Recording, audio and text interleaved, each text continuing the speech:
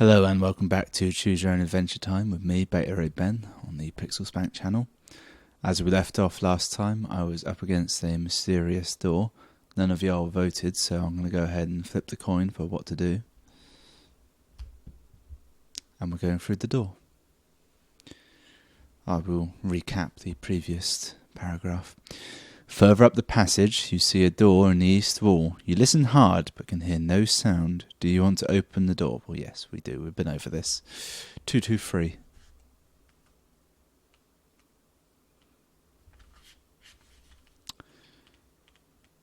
Just a quick note, 223 is lower than 283. I should have known that quicker than I did. 223, here we go.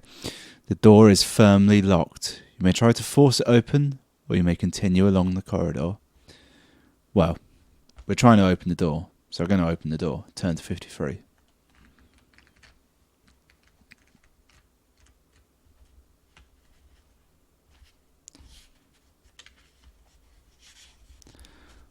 You charge the door, hitting it squarely with your shoulder.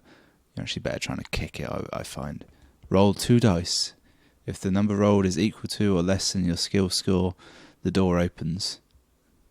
If it exceeds your skill, it does not budge, and you lose 1 stamina. Okay, this is a risk. My current skill is 1, 2, 3, 4, 5, 6, 7, 8, 9, 10, 11. Which lines up with the number I have written here, which is 11. Merely for your benefit. Unfortunately, I only have 1 dice. So, I'll roll it twice, fuck it. That's a 3, and I've won, haven't I? It's a 4 for 7. Right, I made it through the door. Turn to 155. Now, a locked door will either have a prisoner, maybe, or gold, or frankincense. Unlikely to have myrrh, though, because as far as I'm concerned, that's some kind of embalming fluid. 155. Here we go. The door splits along its length and you can wrench the timbers apart to let yourself in. A torch hangs. The suspense is palpable.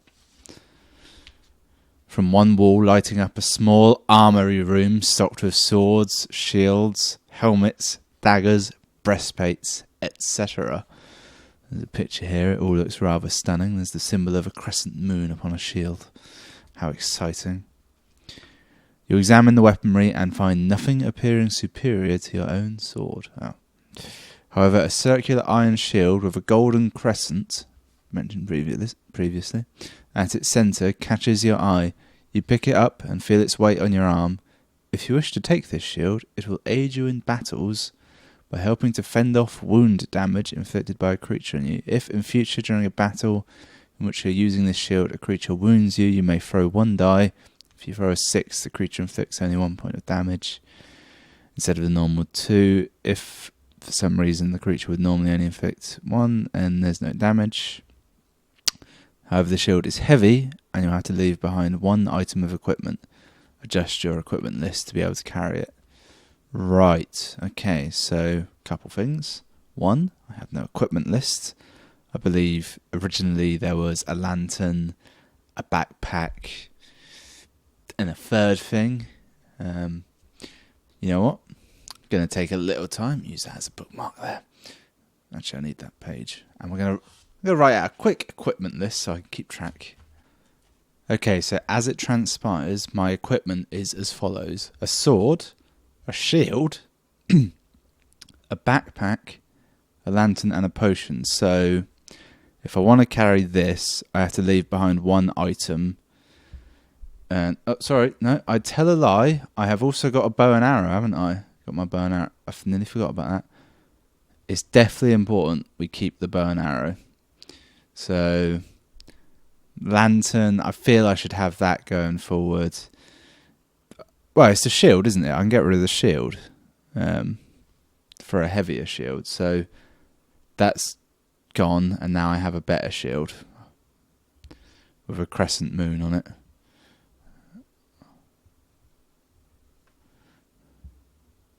Right. You now leave the room and continue up the corridor. I feel like I should have taken a javelin as well. They're fucking scary. Page 300. The Battle of Thermopylae. On the east wall of the passage you see another door, this time made of solid metal. Listening at the door you hear the sound of tortured screams coming from within. If you decide to try to open the door, turn to 102. Ignore the door and continue on to 303. Right, so heads and we open it, tails and we don't. That's the tails. Moving on. 303. You arrive at the end of the passage where it meets another going east-west, which I believe means from east to west, because it's not like southwest where that can be a direction. East-west would be, well, 0 degrees, wouldn't it? But no, they would cancel out is what I'm trying to say. We're getting too much into this. But an iron portcullis blocks your way and no amount of charging is going to budge it. It's like they know me. On the wall to your right are 2 levers, and it seems likely that these levers have something to do with raising the portcullis. Right, okay. Do you wish to pull the right or the left? Now, that didn't help. Now, if memory serves, that old man gave me some advice. I had to pay the boatman, and that's all I can remember. But there was definitely more to it than that. In Zelda, it's normally the right one that's correct. This is a tricky decision. I have no knowledge, so there's also a werewolf below me in the page. So we're going to go heads for right, tails for left. It's tails again. Going for the left one. This feels like this could be the end, to be honest. 2, 4, 3.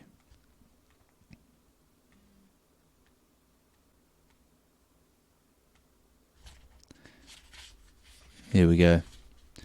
To your horror, shit. You realise that this dummy lever was a trap. Although it looks like a handle, it was in fact a wax-coated sword blade. And it has now cut your hand badly. Did you use your right or your left hand? I used my mail-clad hand. Roll 1 die. The number you roll is odd. This was your sword hand. And I lose 3 skill points and 1 stamina. Or if it's the other hand, it's not quite so important. I only lose 1 skill point. Fuck me.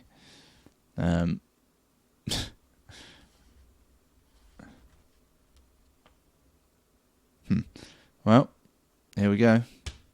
That's a 3. Which I think is the better of the 2. That was my sword hand. Shit, a brick.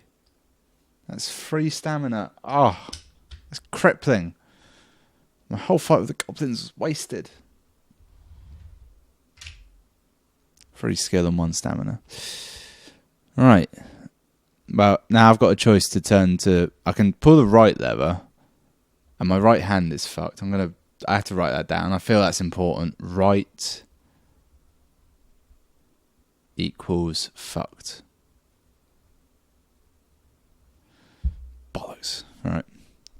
It says here I've got the option. I can pull the other one, or if I don't, I won't be going much further and remember which hand you'll lose. I think that's just it having a joke with me in that I have to pull the other.